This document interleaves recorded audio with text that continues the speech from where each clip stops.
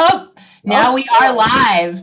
Hello, ladies, and welcome to Mentor Monday. I hope you all had a really wonderful weekend. I am here today with the lovely Emily Paxhia, Managing Director at Poseidon Asset Management. Welcome, Emily. Thank you. Thank you for having me. We're going to be talking about finances and investing today. So I definitely recommend you get out your pads of paper and your pens because there's going to be a lot of note taking going on at today's Mentor Monday. And as always, my lovely co-host and producer, Jamie Cooper, is with us. Hello, lovely. Hello from West Michigan. Do you have any updates for us today? How did Be Brave go?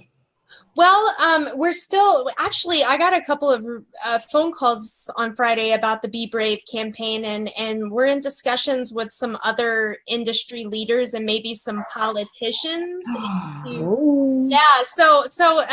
Today I'm supposed to have a couple of phone calls, and hopefully we really get that out there. Again, if you don't know about the Be Brave for Cannabis campaign, it's hashtag Be Brave for Cannabis, and we're encouraging everyone to express their cannabis story or support. And we need voices here in Michigan because the state legislator, we're transitioning into a licensing system like a lot of states, like California, and they're going to have to close down existing dispensaries. They're trying to close them down in the meantime. And this means that patients would be without access for several months and maybe more than a year. And so we're trying to make our voices heard. That way that doesn't happen. And we keep our accessibility as we make this transition.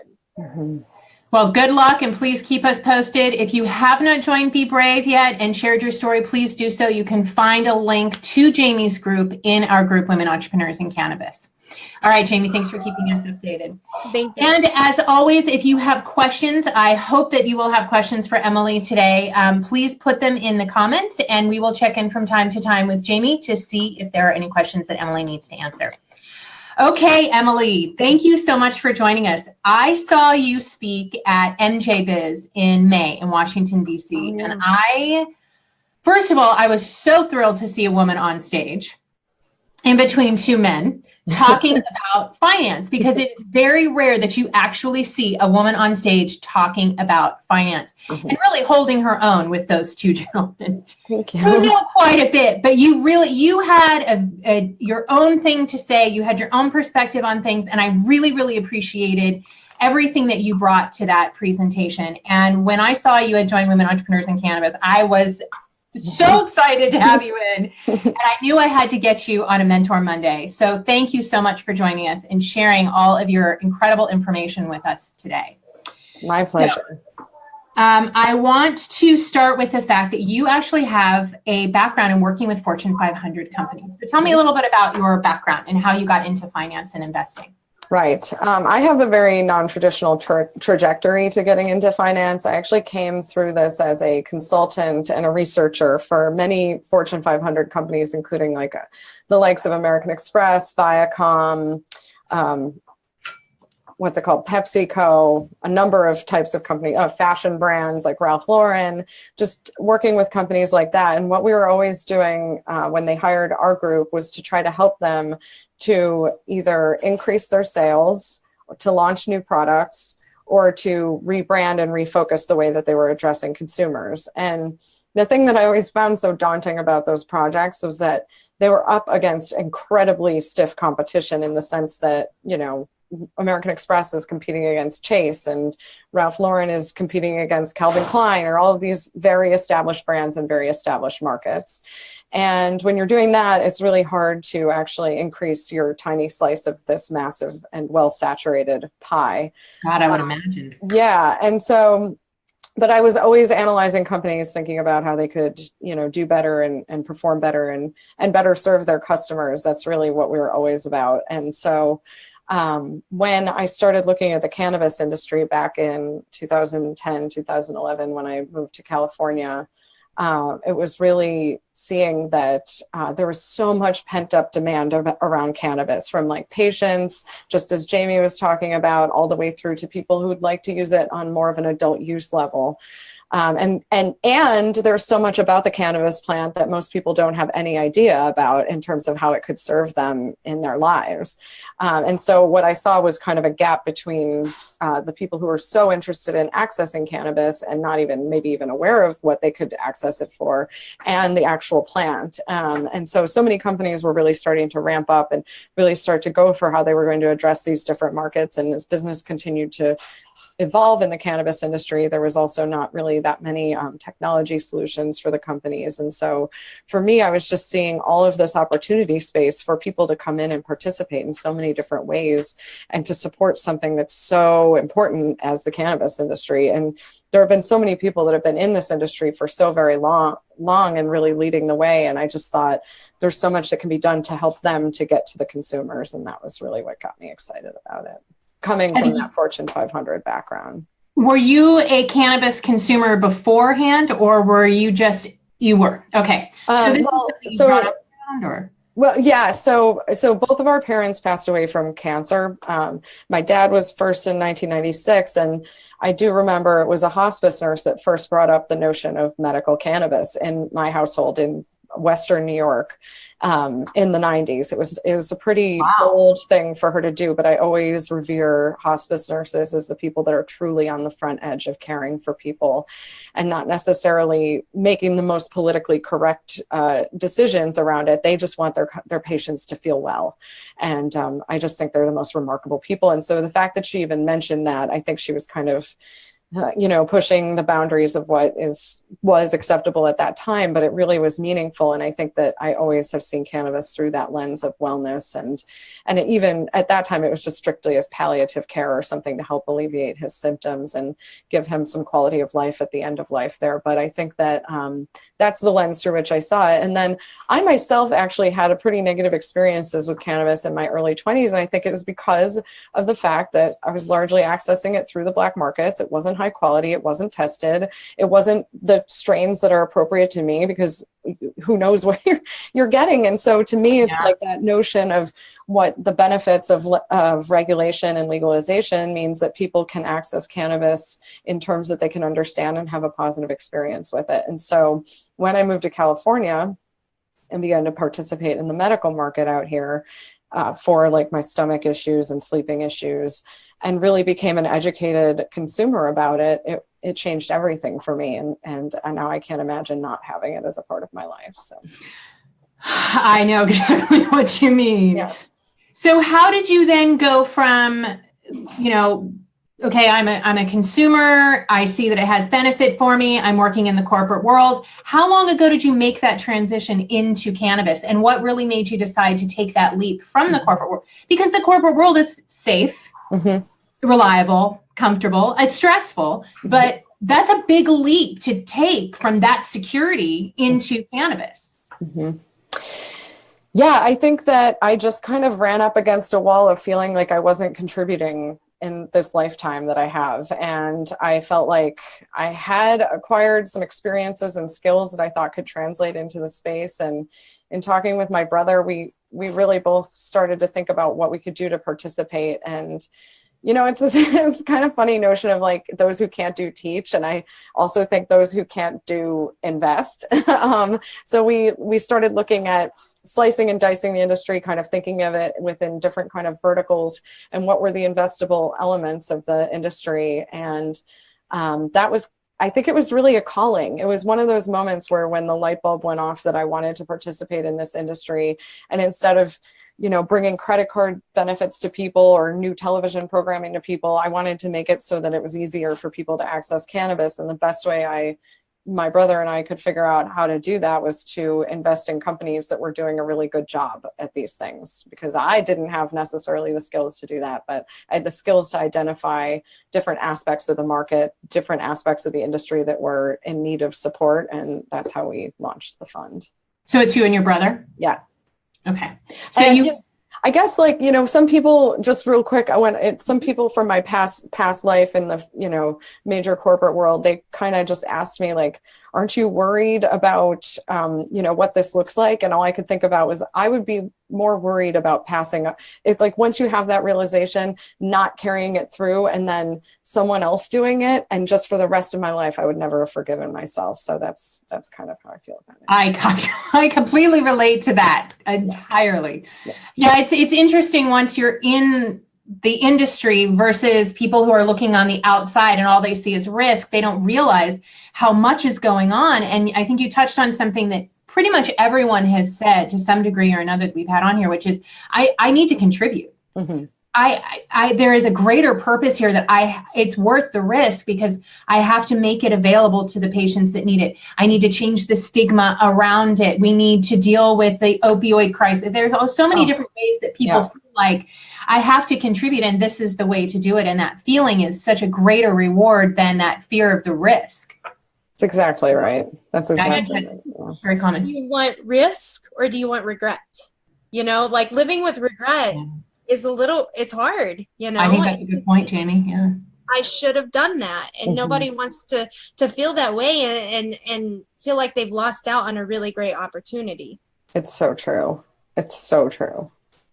All right. Well, let's talk about what's that? Go ahead, honey. It's totally worth the risk. If you're doing it right. I mean, like there are, so. Well, let's talk about risk. So I'm got a startup and I'm looking for money. So how do I start thinking about this? And then at what point do I go to you? At what point do I go to someone else? So I want to talk about it from the perspective first of being an entrepreneur. And then I want to talk a little bit about being an investor, because I think that it's important that we invest in ourselves and our businesses, but to be financially smart, we've got to spread our money around. So we also have to invest as well in other companies as well as our own. So let's start first with, what do I need to know as a business looking for money?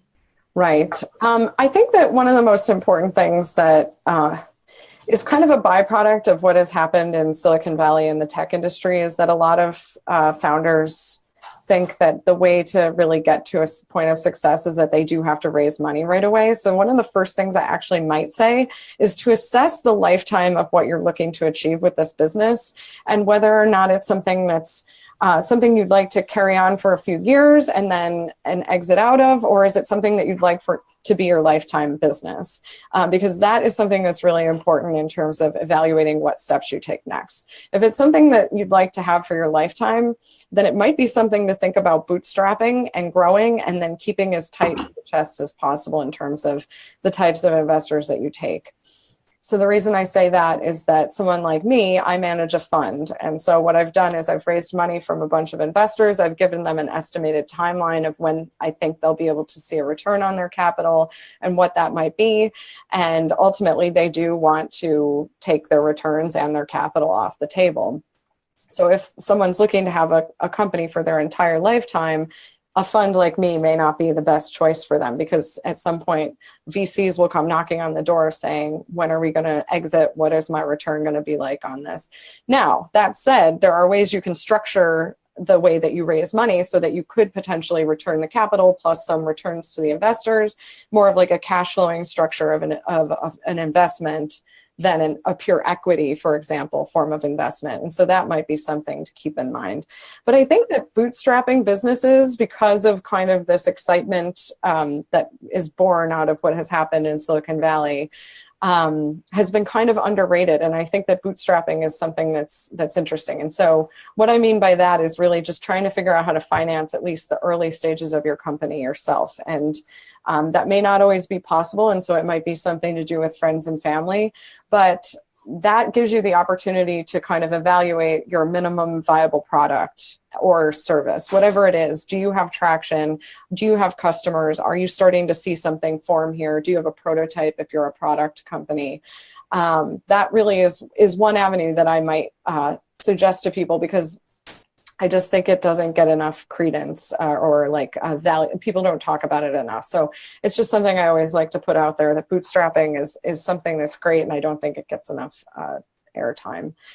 But then next, I think that I would look at what you've got already in terms of your business. What entities have you formed? Have you set it up to raise money from other investors? And that's something to make sure you line up with strong legal counsel for, because different types of companies, different entities will make more sense to them, but it's really important because some investors won't touch certain types of entities. For example, LLCs, some investors will not invest in those. Why is that? Because they're more complicated, they're more expensive, and so like the benefit of an LLC is that you can pass through your tax losses, if you're not making any money. But if you shift over quickly into making money, then all of a sudden the tax burden could land on your investors as well because it's an LLC. So it's something to watch very carefully. But it may make sense given the type of business that you have. So that's why I can't say enough about how important it is to talk to a strong legal person. And then I think that in terms of raising money, one of the most important things I think to think about is not just what the value of the money is, but the value of the investor is to you. So what I mean by that is that in terms of early stage businesses, this is why it might be great to work with angel investors or friends and family, because then you immediately have a very dedicated network of people who can really help you to kind of grow your business and be kind of a live feedback loop for you. And it might make sense at that point to also enlist a couple of advisors who are not necessarily investors, but people that you might want to bring on to help give you guidance going forward. But the good thing about angels is that they're angels. They're usually one person representing themselves on the investment, so that their investment risk profiling is a little bit different. If you're really at that rapid growth stage and you do have some metrics that you can start showing and you have everything locked and loaded in terms of your entity formation, your legal docs, you've got everything lined up on that end, then it might be time to start looking at a fund. But just knowing that funds do bring a lot of value because they do bring resources and connections and all the rest of that in terms of like industry building and connection building, but they also bring with it a little bit of a different feel because they do represent other people's money. And so that can change the tone of everything very much because they have a fiduciary responsibility to those end investors like we do. That makes sense. Yeah. So let's say I'm looking for money. Mm-hmm. I come to you. If I don't have XYZ, I'm wasting your time. What do I need to have before I make this trip or set up these meetings? Right. To ask for money. Right. So I would say at the very minimum, have your entity formed, working with a strong legal counsel, and having asked I would ask other investors and other angel groups, like, what would you recommend for the type of business that I'm in? You definitely want to make sure you have financial controls in place. So something ready to dig in terms of what's happening with your revenues, with your burn rate, which is your spending for the company. If you have inventory, like just understanding how you're going to manage the financial controls of your business. I think that's one of the things I see that's missing the most in startups today, and not just in the cannabis industry. It's actually also happening in like the tech industry. It's actually shocking to me. And I think it's a byproduct of the fact that for a while, companies' values were driven by other key metrics, but let's face it, when the rubber hits the road, the money is one of the key parts of it, in terms of knowing whether or not the business is going to succeed or fail. And then I would say you should have a pitch deck together about what your business is, just really quick strokes, what your business is solving for that other businesses aren't solving for. What is your addressable market? And looking at that, not just from the top down, but also from the bottom up. And one thing I mean by that is top down analysis is like the cannabis industry is X billion dollars estimated in 2020. And so therefore I'm going to capture X percentage of that. And so therefore that's what my addressable market is. And that's a quick and dirty way to do it, but it's also important to look at what does that look like in terms of growing your business from the bottom up? How are you going to acquire customers? What is the cost of that? What are the avenues for that? Because, as you know, in the cannabis industry, we have constrained resources because we're not allowed to use Google the way other companies are, Facebook promotions and ads. So That's another thing. What is the timeline of the business? Meaning like, how long are you looking to have this, and what's the potential exit for your business, or what's the potential return to investors so that they can exit the investment if you plan to carry it on.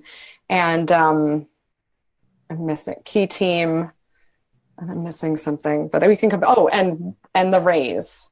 And when I say the raise, like, what is the amount of the raise? What is the use of proceeds? And what is the structure of the raise? Is it debt, equity, preferred equity?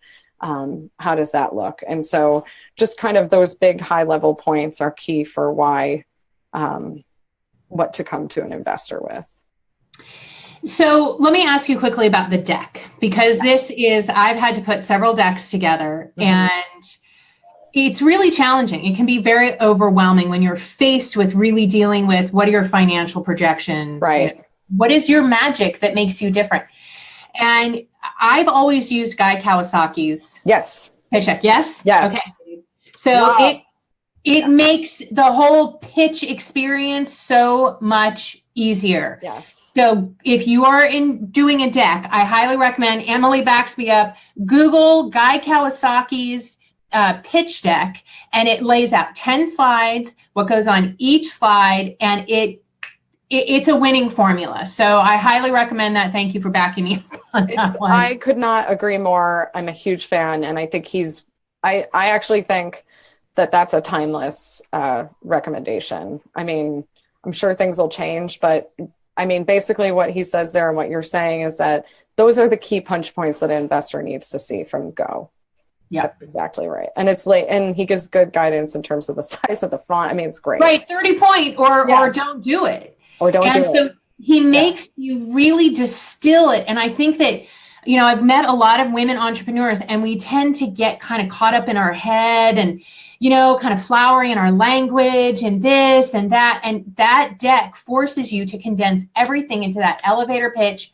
What's important, 10 slides, not 20, not tiny little font with lots and lots and lots of explanation. And I think that that's really useful because it helps us. It's like the napkin theory. If you can write your business idea on a napkin, you've got a good idea. If it takes you more than that, then there's too much there. You got to wait. So yeah, I mean, it's meant to be a hook, it's not, I mean, and it's hard. I do know, like, when you're putting these things out there, and if you don't hear something from someone, and 9 times out of 10, it's because the people who are investing in this industry are just being bombarded with pitch decks. And that's why I think it's so important to identify who is the right fit for you, because if you send a pitch deck to the wrong type of investor, you won't hear from them, because it's not because they don't think you have a great idea. Like, I see great ideas all the time. It just might not be a fit for what we're looking for right now. So, and I try to respond as much as I can, but I think you're absolutely right, because if you can hook somebody with a pitch deck with a compelling reason, then you get into the details. And I think that's really important. So how do we go about finding the right investors or investor group or fund for us? Yeah, so I think there are a great number of events that are happening, even just in the Bay Area or online. I think it's a really good idea to start going to investor meetups or events like that. And even before you're looking to raise money, just go and see what other companies are doing, who they're pitching, how they're pitching, who's attending, like who are the investors in the room? Are they funds? Are they angels? And I think it comes down to a couple of things. Like, to me, I think although I have to say right now, the cannabis industry is there's so much happening, and it's still so undercapitalized compared to other industries. Like in the tech industry, money is just being thrown at companies left and right still. And it's just not that way in this industry. In this industry, if there's a good raise and it's like a Series Seed or a Series A, even then, and you have proven metrics and recurring revenue and all those great things, even then you'll get a lot of investors to the table, but whether or not they have the money to actually put into the deal is a whole other thing. So I totally just went off on a tangent with that, but I think that it's just really important to start going to some meetings like that, or dialing into investor webinars and seeing what's happening there. I would go on to Angel List and Yeah, they do a lot with the cannabis world. I was really surprised. There are, yeah. And I would see who's invested in companies that might be similar to yours. Because that's a good, and at what stage. It should say that.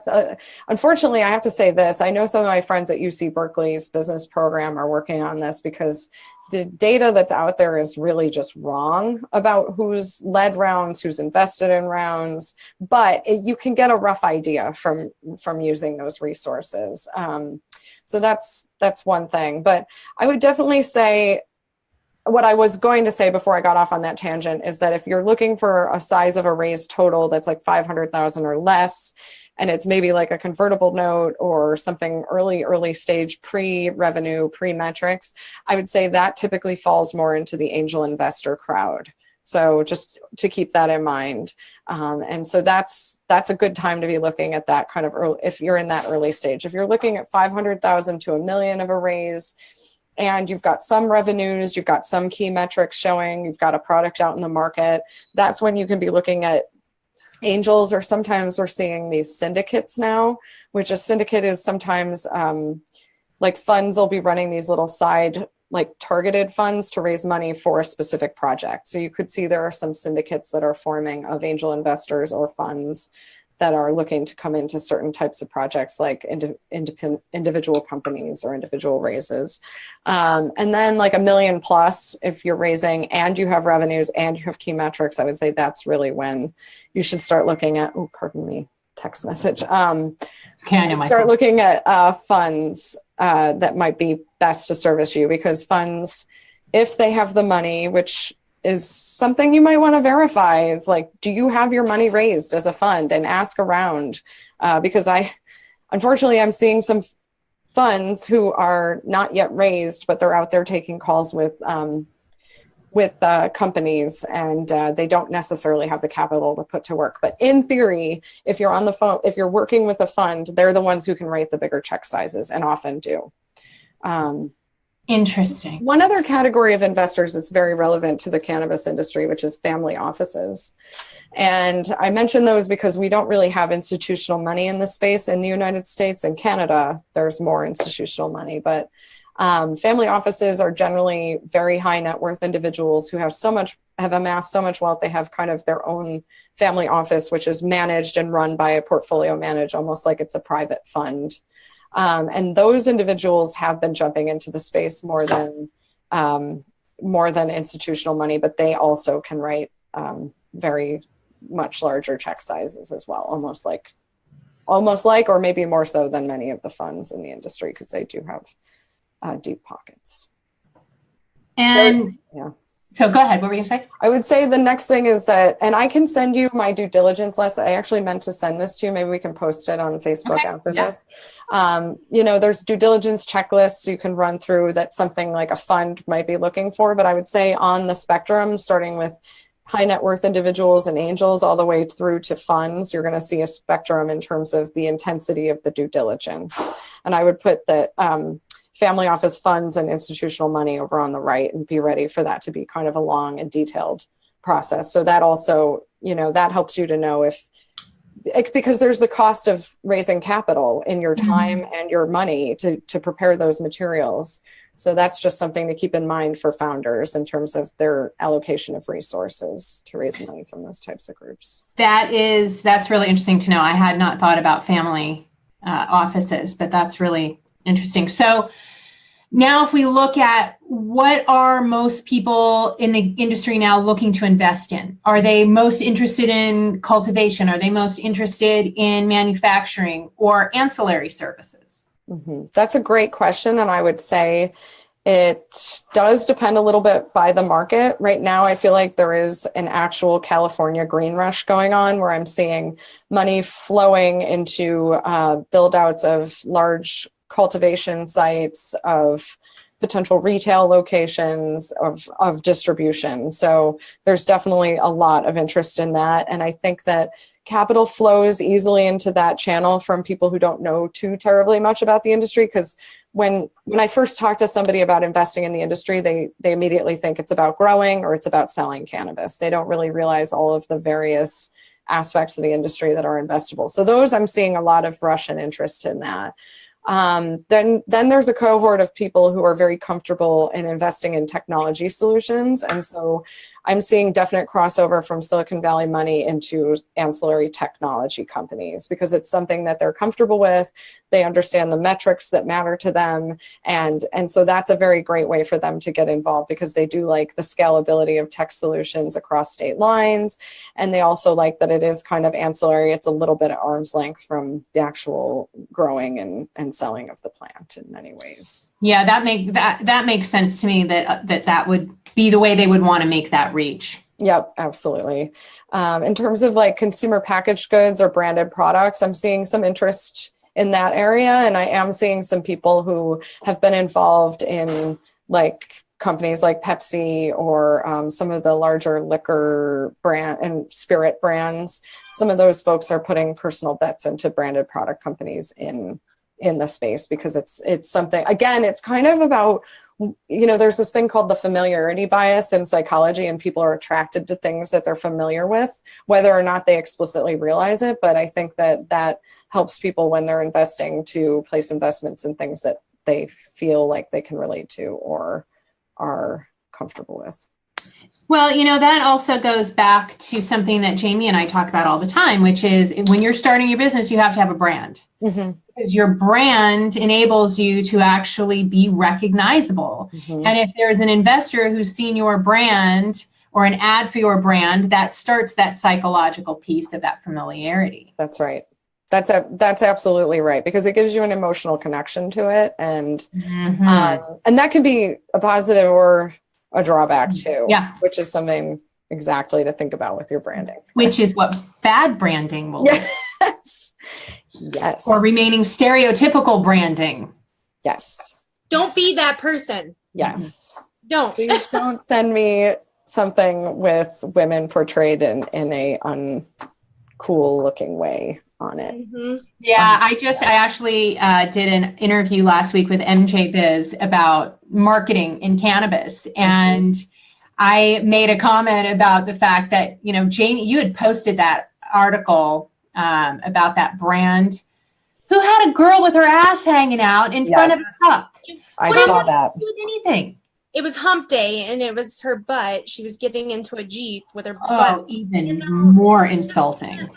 I mean, we forget. I understand that this is a recreational substance in some states, but other states, 30 states are calling it medicine still. And this is the way we're marketing medicine. Just doesn't make sense. It goes against everything that we're trying to change in this industry, that negative stigma. Yeah, so if you're branding yourself, we're going to get a no from Emily, just so you know. Do not put any of that in your pitch deck. It will not be answered. Jamie, do we have any questions so far? Right now, we don't have any questions, but if you're joining us, if you're watching right now, we have Emily here, and she's talking about finding an investor and the investment opportunities. So this is your time to ask questions. So questions, post them in the comments section. We'll get them answered. And if we don't get to them, I'm sure Emily would be able to go in and answer some. So, absolutely. Okay, so now I want to talk about the other side. Now I want to understand what is happening in cannabis in terms of being somebody who may want to invest my money. Again, we talked about this at the top of the interview, but we need to diversify our portfolios. And one of the things that I think is really important for women watching is we not only have the opportunity to build businesses and become successful, but we also have the opportunity to invest in this industry and become successful with it. So walk me through what our opportunities are now and how we look at this industry as a potential investor, whether we have $20,000 or $500,000. We've got solo 401ks. Can we invest those here? Can we, give me the landscape right now for someone like me looking to invest. Right, absolutely. So I guess first I'll start with two different categories of investment opportunities. There's opportunities really for accredited investors, which you can look up the definition of that on the SEC website, but it means you have basically over a certain net worth and excluding your personal residence and or a certain range of salary as a household. So that's one. So on the accredited side, you have the opportunity to invest more in private investments, more in funds, because a lot of the funds do, because of the SEC, they do require accredited investor status for their funds. And then there's some like syndicates, as I was mentioning earlier, kind of specific investment vehicles for specific company raises. And then on the non-accredited side, there is some crowdfunding opportunity available for investors on that non-accredited side of the spectrum.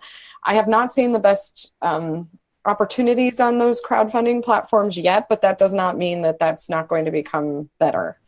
Because I just don't think a lot of folks know that that's an avenue where they can raise money, and there's some interesting regulatory aspects to that that require some research. But and then there's, of course, the capital markets, like the public stocks. Now, I would heavily caveat the capital markets right now because there are some cannabis companies, and this happens in any, by the way, this happens in any industry when things are very exciting. That some of these companies on what they call the OTC markets will manipulate press releases and things like that in order to look more appealing. Stock, exactly. And so it happens in 3D printing, it happens in cannabis, it's happening for sure in cryptocurrencies, which is totally crazy. And it happened back in the early days of the tech industry as well. So it's just something to keep in mind. I would highly recommend taking the time to read through the quarterly filings, which are called the 10Qs, and the yearly, which is the 10K. They're pretty dry, but I would read through it and see things like how much money has this company spent, how many shares exist out in the market, and how many shares are outstanding. I would look into things like, have they done any capital raises that could be toxic to the company, like sometimes a convertible note in that space can be toxic because it can drive the prices down and down and down until the people want to convert that stock into the stock. That happened with a couple of different companies over the last 4 years. And then I would just look at their number of press releases, because there's, for example, one company out there right now that some of the brokerage houses won't even trade their stocks because they are manipulating the press with press releases too much. So watch for that for sure. And then I would just look at things like the 52-week or the different sets of weeks in terms of how the stock is trading. So if you're buying it at a high point, a low point, or what's happening there. So the Canadian markets are very interesting because it's, federally legal up there, and there are some publicly traded companies up there that have really strong revenues and things like that. And there are a couple of actual biotech companies that are traded on the NASDAQ. Those ones might be ones to keep an eye out for and see if the pricing makes any sense to enter in. But it's tough. It's tough to watch all of those things, and it's definitely not a sure bet. But it surely will get more and more interesting. And something I'm excited about is that I do think, like, the NASDAQ is seeing in general, and this is, am I going too far down a rabbit hole on this? Okay. No. Like, there have been fewer IPOs in general than, we've definitely had a lull of IPOs. Companies like Airbnb, Uber, Spotify, like all those companies who traditionally would have been public by now are not. Why? I think they like being private because it costs a lot of money to be a public company. It takes a lot of time because you have to do those quarterly filings. And then there is that attention based on the quarter to quarter. And so people, it kind of like misaligns the attention on those quarter to quarter marks rather than how is the company performing in a bigger picture. And so some companies don't want to be judged like that. But like, for example, I was in a roundtable discussion with the head guys at the NASDAQ, and they were saying that they're thinking about revising some of their requirements so that they can attract companies to participate. And because it's how this market is meant to work, and so that it democratizes investing and allows people to participate in companies that are performing well, like Spotify or Airbnb or maybe Uber will be, I mean, Bounce back one. money. Yeah, exactly. They are impressive at spending money, but those are, and so I'm actually thinking that we might have a really interesting timing of cannabis companies getting to the point where they will be ready to go public, and the NASDAQ being ready to take them, and or the New York Stock Exchange. It could get really interesting in the next couple of years. So if I have $10,000 to invest, I've never really invested anywhere before, but I want to put some money in cannabis. What would you recommend I do? Who do I talk to? Where do I go to make that decision? That is tough. I wish I had a good answer. I might look around if you know of some companies. 10,000. Are you accredited? No. Okay. So if this is a non-accredited investor with $10,000 who has not invested much, period. No, maybe a 401k, but I have a little bit of money in my savings. I know I want to get into this industry. Oh, man. Who do I talk to? I really wish I had a better answer for this, because I don't just wholesale trust any of it. I mean, some of the analysts do a good job, but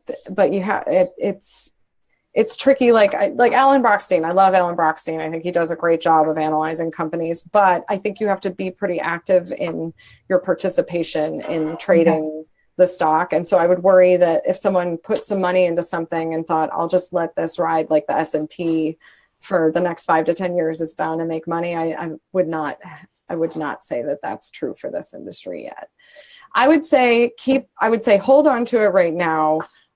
Maybe put it in some other areas where you can grow a little bit of money. And I do think that in 2018, there could be some more interesting ways to participate. But unless you have like a trusted resource that can help you to really review those filings for some of those companies, I might not just dive right into it, because it is tough right now. I wish I could be more optimistic about it, but I'm just not yet. Well, I appreciate that, because, we need to understand. I think there are a lot of women, my husband and myself included, who we have money that we want to invest. And I'm looking at the stock market going, with this president, I'm not real confident that things are going to keep going really well. So, but I know that this industry, regardless of what happens with the rest of the world, is going to be growing. Yeah. So it's good to hear that. Now, let's say I wanted to invest in a fund like yours, who's going to be lending money out. Where do I have to be an accredited investor in order to do that? Yes. So just based on the regulations, we are only able to take accredited investors. We can thank the 2008 subprime mortgage crisis for all of the funds that blew up during that time for that. But we do take, accredited investors, and we do take retirement assets, because some of the retirement groups they consider this an alternatives category, which it is definitely an alternatives category of investing. But yeah, so right now we're accredited only. It's our dream to really be able to, someday we'd love to provide like an ETF or something that we put together, which is an exchange traded fund, but something we could put together like a basket of companies that we could offer to the broader market. And like I said, I hope that that's something that comes in the not too far future, but it matters to us that people are able to invest money and not lose it in this industry, because I want everyone to kind of come out strong on it. So do you see there being any kind of, and I'm not sure what the regulations are around this, but crowdfunding sites, I believe it was Whitney that was talking about either a Kickstarter or Indiegogo campaign that she got knocked off of. Yeah, that's right. And, so there are other startups have a lot of options now. Yes. Right? Yes. Do you see those kinds of options where I could invest Kiva style $200 or $300 in a cannabis startup and get that money back and then reinvest it? Is there anything like this that's going to be happening, or does it have to be federally legal before we can do something like that? No, there are some companies like that, the crowdfunding, but I have not seen compelling opportunities on those spaces. Oh, what are the names of those companies? I've never heard of them before. Hang on, let me see if they're still real. I quickly look. There was one called like Cannafunder. Yeah. Online investment portal. Yeah, apparently there's still a website for that, but I do think they may have set it up within the guidelines to do crowdfunding. But and I've also seen, I mean, I don't think that it's, well, I do think we could see some things bending on Indiegogo or Kickstarter, but yeah, so Cannafunder is one that comes to mind. There was another one and now I can't remember it, but maybe if you type in cannabis crowdfunding. But it would be cool to see. I don't know what I have not delved too deeply into the regulations, but it would be cool for something like that would be best. I feel like I see this with real estate in non-cannabis world. People can invest in it, and then instead of it's like being a long-term equity investment, they get paid out over a couple of years, and it's a pretty quick turn on their money.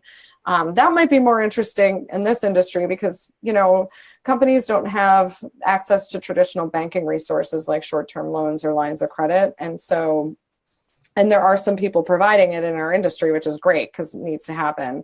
And I just saw that debt financing was the MJ Business Journal just wrote something about that too, that had increased. But that would be cool from a crowdfunding standpoint to do something like that. The logistics of how you would pay that out across many people would maybe be kind of tricky, but it'd just be like a little bit lower risk, shorter term, and you could potentially review the underwriting of it a little better. Like, so like doing a hard money loan for cannabis where you've got 6 months plus points and a high interest rate. Maybe not that, but some, you know, maybe like, well, you probably would have a high interest rate just because it is, you know, that's the nature of the beast. But yeah, maybe, hopefully not like a total factoring, like nightmare hard money lending deal, but maybe you could put something together compelling that way and people could participate and see a nice, because let's face it, your money in the bank is not making very much money these days. 1%. I know, it's ridiculous. I know, I got an email from my bank the other day telling me how much I made, like congratulations. And I was like, that's actually, I think I'm actually losing money from a time value standpoint by keeping my money in the bank. But I know the idea of savings to wealth is not, it's, you just can't do it. No. Even if you had $1 million in the bank, you're still not going to make very much on it. It's okay, Jamie, do we have any questions or comments or anything? No question. No questions, but Liz Fitch says, you're doing an awesome job. She's really enjoying watching. I know, I love her too. She's awesome. And then what is the best pitch you've ever seen? Like, is there one that you've had that just like stood out? Best pitch? That's a good question. I got to think about that one. Best pitch. The reason why I'm asking that is because me and my business partner, we were selected by the Michigan Women's Foundation to pitch on stage to investors in November, and we get 3 minutes, and that's it. And so it's like, what can we do? So I keep thinking, I'm like, what are some of those unique things that have happened in pitches that probably got the money, you know? Yeah. I'm sure that we have to 3 minutes really grab their attention. So yeah, I think that's a really good 3 minutes is that's like a realistic pitch too for one of those types of forums. You know, one pitch that stood out to me was Auntie Dolores's pitch back. I'm throwing myself back to 2014.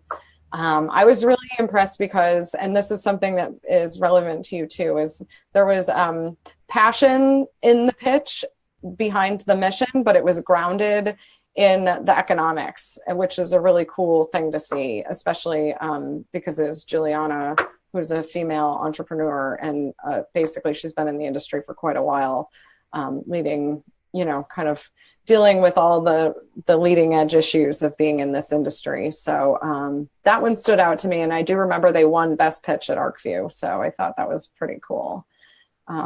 Yeah, so that one stood out. I think, like I said, there was passion, but it didn't cross over into like craziness, but it was like very much like passion grounded in experience and also could tie to the bottom line. So that was, well, that's what I love about Guy Kawasaki's deck. yeah, Because he really makes you put the passion up front mm-hmm. and back it up with the numbers. That's exactly right. It can't just be all one or all the other. You've really got to put all that in there. So Jamie, I really recommend you look up his pitch deck and follow that flow, because you can do that in 3 minutes. Yeah. And you'll hit every single thing you need to hit. This You're breaking up. Yeah, you're cutting up really bad, honey. Okay, I'll let you guys talk. Okay, wait, there you go. You're back. What was your question? Okay. Yeah. We attended a workshop this morning with the Michigan Women's Foundation, and we were told substance, sizzle, and soul. I like it. Yep. Yeah, so that's what I'm going with. I like it. Well, how does our audience get a hold of you? So through our website, we have 2 ways to contact us. One is for companies seeking funding, and one is for investors seeking opportunities to invest in the fund. So those are the 2 best ways, because those emails go straight to me. And now I have an investment analyst who just started with us in our end of August. So he's helping me to get through things. And so we're collating information so I can get back to people better, because it's hard to keep up. Very well-intentioned behind that. But, and I would say if you can, put your pitch deck link in there, and just a pithy kind of bullet point summary of what's happening in your company if you are looking for funding.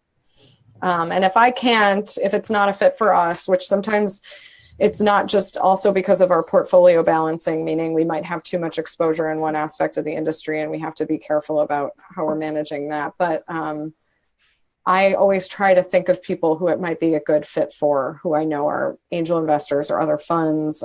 So we try to keep those things in mind too for people, so I can pass their information along. So let me ask you a couple questions about being a woman in this industry and what you're seeing as other women are coming in. So the number of pitches that you receive, what would you say percentage is women versus men? It's seriously like 1 to 2% women. Oh, it's like none. Yeah. And how many are getting funded? Women or companies?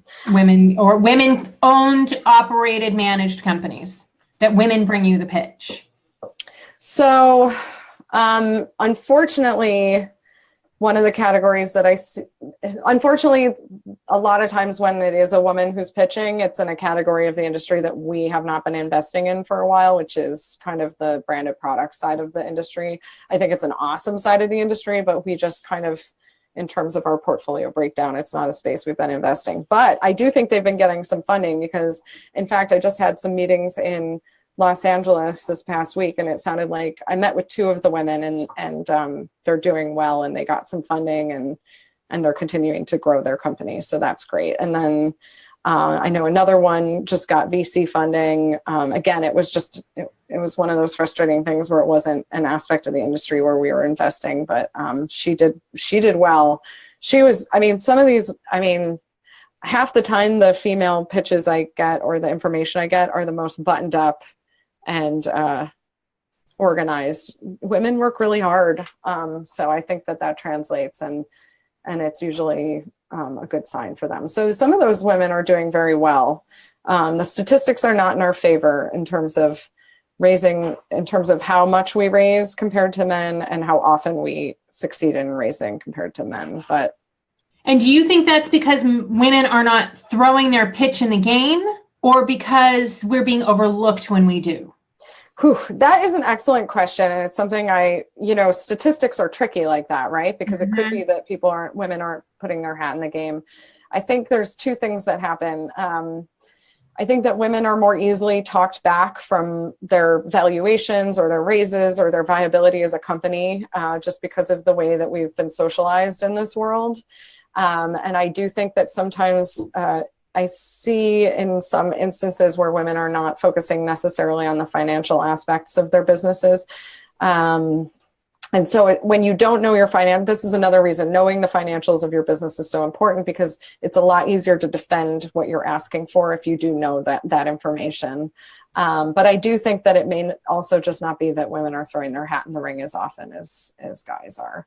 I mean, a lot of the times the things I get from men in terms of what they're sending as an inquiry through our website, I'm like, did you even think about this before you sent this email? Did you even read it once before you hit send? I think it's not often, or it's often not very thoughtful. So, but I would say that I have a very high percentage of the pitches I get from women through the site are more thoughtful and prepared. So I'll say that. Well, that is good. And ladies, don't hesitate. I mean, the worst they can tell you is no, but it's not going to cost you to put that information together because you need it anyway. You need a pitch deck, whether it's to friends and family, whether it's to an investment fund. Take the time to do that because it actually helps you to really understand and ground yourself in your business a lot better than someone who hasn't. And send out the pitch deck. I mean, the worst they can tell you is no. You don't have to pay to apply. And we need more women putting it out there. If we've got men going and barely putting any thought to it and getting funding, we need to be in that game. So get out there and do it, ladies. Another thought for sending pitch decks is I like to use this platform called DocSend.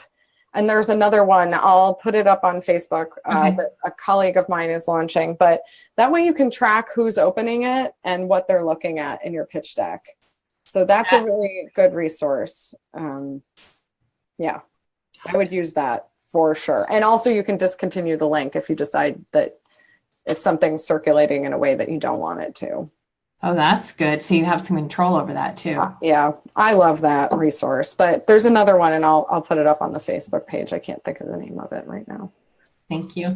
Okay, so it's time to wrap up. Is there one commentary that you have about where this industry is going from an investment standpoint that you can share with us?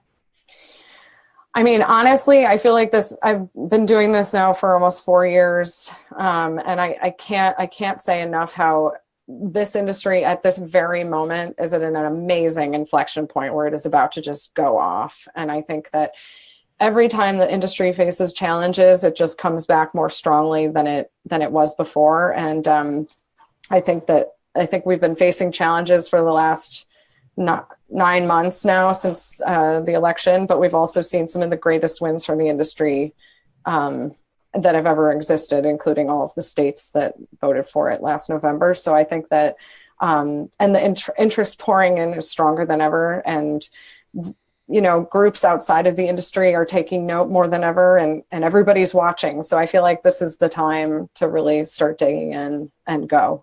So it's pretty cool. It's the time, ladies. You heard it here.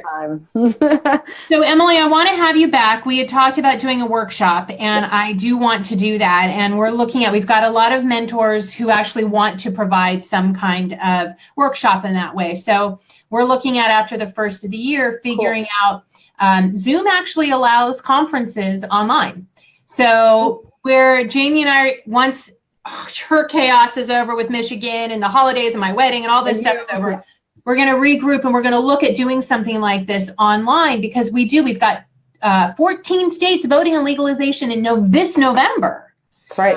So we've got a lot of women who are going to need this information. So we're looking at doing that. I definitely want to have you back to do something like that, and have you back again next year once California goes rec legal, and see what other opportunities are opening up, and maybe if there's some other information that we need to be aware of as things are changing. Great. Thank you so much.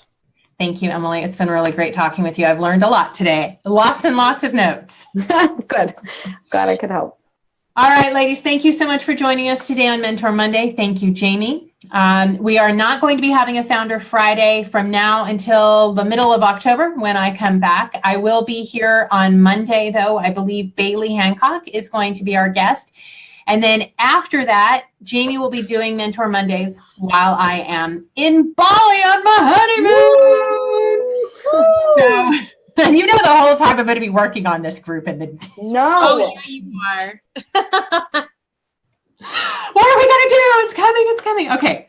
So Thank you, ladies, very much. Have a wonderful week, and I will see you next Monday for Mentor Monday. Bye-bye. Bye. Bye.